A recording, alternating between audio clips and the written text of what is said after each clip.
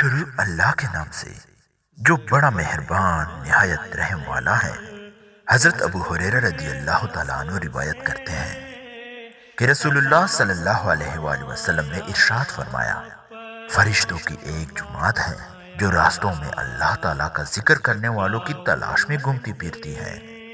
جب وہ کسی ایسی جماعت کو پا لیتی ہیں جو اللہ تعالیٰ کی ذکر میں مصروف ہوتی ہے تو ایک دوسرے کو پکار کر کہتے ہیں کہ آؤ یہاں تمہاری مطلوبہ چیز ہے۔ اس کے بعد وہ فرشتے مل کر آسمان دنیا تک ان لوگوں کو اپنے پروں سے گھیر لیتے ہیں۔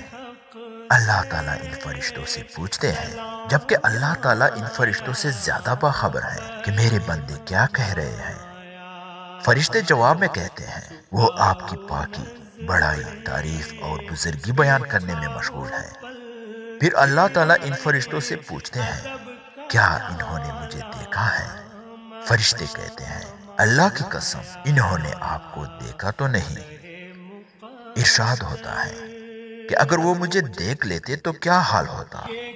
فرشتے عرض کرتے ہیں، اگر وہ آپ کو دیکھ لیتے تو اور بھی زیادہ عبادت میں مشغول ہوتے اور اس سے بھی زیادہ آپ کی تسبیح اور تعریف کرتے۔ پھر اللہ تعالیٰ کا ارشاد ہوتا ہے کہ وہ مجھ سے کیا مانگ رہے ہیں؟ فرشتے عرض کرتے ہیں کہ وہ آپ سے جنت کا سوال کر رہے ہیں۔ ارشاد ہوتا ہے، کیا انہوں نے جنت کو دیکھا ہے؟ فرشتے عرض کرتے ہیں، اللہ کی قسم اے رب انہوں نے جنت کو دیکھا تو نہیں۔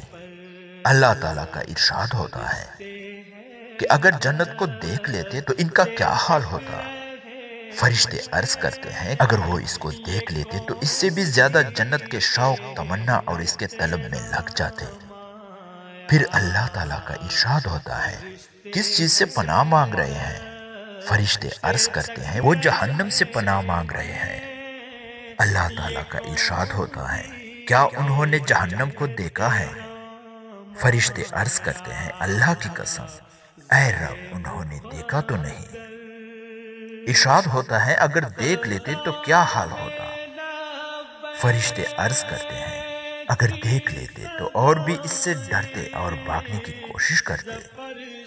اللہ تعالیٰ کا ارشاد ہوتا ہے، اچھا گواہ رہو، میں نے ان مجلس والوں کو بخش دیا۔ ایک فرشتہ اس شخص کے بارے میں عرض کرتا ہے کہ وہ شخص اللہ تعالیٰ کے ذکر کرنے والوں میں شامل نہیں تھا، بلکہ وہ اپنی کسی ضرورت سے مجلس میں آیا تھا اور ان کے ساتھ بیٹھ گیا۔